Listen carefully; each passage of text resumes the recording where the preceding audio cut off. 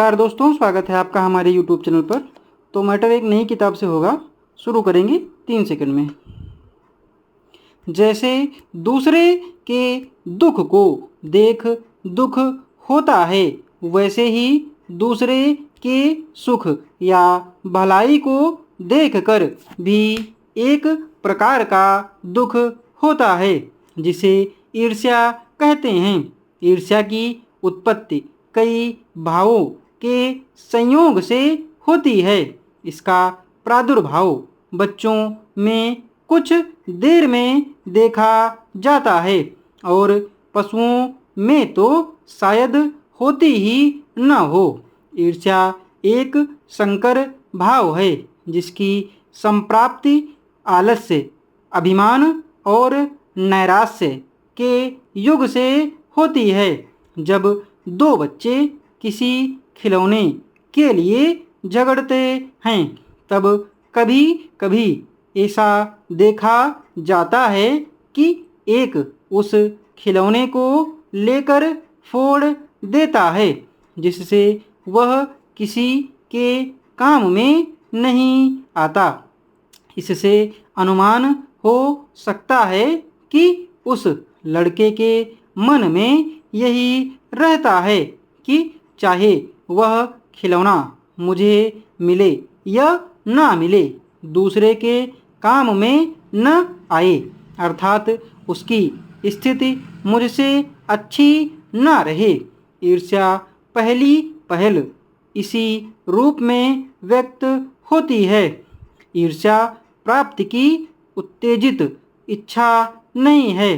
एक के पास कोई वस्तु है और दूसरे के पास नहीं है, तो वह दूसरा व्यक्ति इस बात के लिए 3 प्रकार से दुख प्रकट कर सकता है।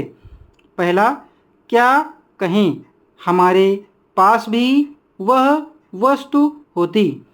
दूसरा, हाय वह वस्तु उसके पास न होकर हमारे पास होती तो अच्छा था। तीसरा, वह वस्तु किसी प्रकार उसके हाथ से निकल जाती, चाहे जहाँ जाती। इन तीनों वाक्यों को ध्यानपूर्वक देखने से जान पड़ेगा कि इनमें दूसरे व्यक्ति की ओर जो लक्ष्य है, उसे क्रमशः विशेषत्व प्राप्त होता गया है, और वस्तु की ओर से लक्ष्य है वह कम होता गया है। पहले वाक्य से जो भाव झलकता है वह ईर्ष्या नहीं है, साधारण स्पर्धा अर्थात लाभ की उत्तेजित इच्छा का एक अच्छा रूप है। उसमें वस्तु की ओर लक्ष्य है, व्यक्ति की ओर नहीं। ईर्ष्या व्यक्तिगत होती है और स्पर्धा वस्तुगत।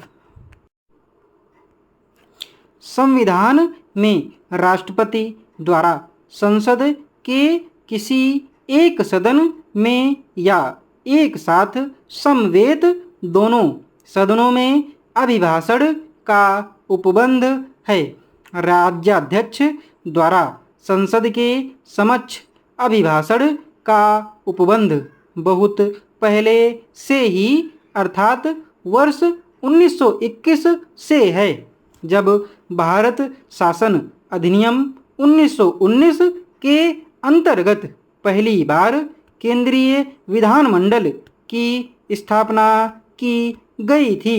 वर्ष 1950 में जब संविधान लागू हुआ, अंतःकालीन संसद के 3 सत्र हुए।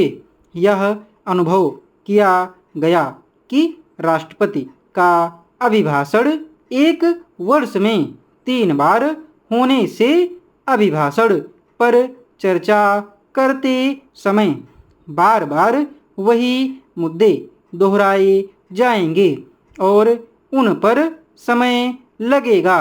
इसके अतिरिक्त इस प्रक्रिया में कुछ प्रशासनिक कठिनाइयाँ थी, इसलिए संविधान में संशोधन अधिनियम 1951 करके यह उपबंध किया गया कि राष्ट्रपति का अभिभाषण लोकसभा के लिए प्रत्येक साधारण निर्वाचन के पश्चात प्रथम सत्र के आरंभ में और प्रत्येक वर्ष के प्रथम सत्र के आरंभ में ही हो।